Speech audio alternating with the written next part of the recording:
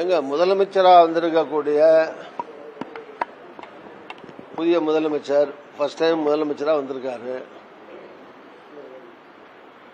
முதலமைச்சர் திரு விஜய் அவர்கள் ஒன்றும் மந்திரவாதி அல்ல, அவர் மெஜிஷியனா. அவர் வந்த உடனே ஜிபும்பா தமிழ்நாட்டில் அப்படியே பரிபூர்ண சட்டம் ஒழுங்கு பேணப்படட்டும், அடுத்து ஈவன் மின்வெட்டா இருக்கட்டும், இப்படி இருக்கிற எல்லா பிரச்சனைகளுக்கும் கையை தூக்கி மந்திரம் பண்ண முடியாது.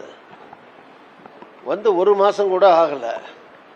வந்திருக்க மந்திரிகள்ல எல்லாருமே ஒருத்தர் 2 பேரை தவிர அவ்வளவு பேரும் புதியவர்கள். அவங்க எம்எல்ஏ கூட இருந்ததில்லை பல பேர். ஸோ அவங்களுடைய இலாக்காவை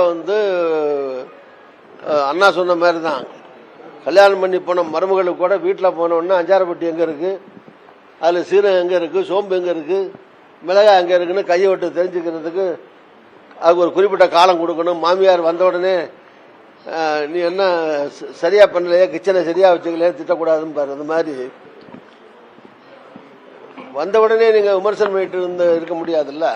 சட்டம் ஒழுங்கு பேணப்படணும், மின்வெட்டு இருக்கக்கூடாது, கொலை கொள்ளை கற்பழிப்பு வன்முறை எல்லாம் களையப்பட வேண்டும், குற்றவாளிகள் கடுமையாக உடனடியாக நடவடிக்கை எடுத்து கைது செய்யப்பட வேண்டும், தண்டிக்கப்பட வேண்டும். இதெல்லாம் யாரும் இல்லைங்கிறா யாரும். பட் அதனாலே ஒரு மாசம் தான் ஆச்சு, ஒரு மாதத்துல அங்க இங்க ஒண்ணுமா சில சம்பவங்கள் நடந்திருக்கு, உடனே ஆட்சி விட்டு போ, அதனாலே சட்டம் ஒழுங்கு கட்டு போச்சு அப்படிங்கிறது. இது அதுக்காக நான் எதிர்கட்சிகள் ஒரு நிமிஷம், அதுக்காக எதிர்கட்சியும் குறை சொல்லல. எதிர்கட்சிகளுக்கு அதான வேலை, ஒரு நடக்கிற தவறையோ குறைபாடுகளையோ சொல்றதா எதிர்கட்சிகளுடைய வேலை. அதை சொல்லாம இருந்தா அவங்க எதிர்கட்சி வேண்டியதில்லை. அதனால அவங்க கடமையை அவங்க செய்யறாங்க.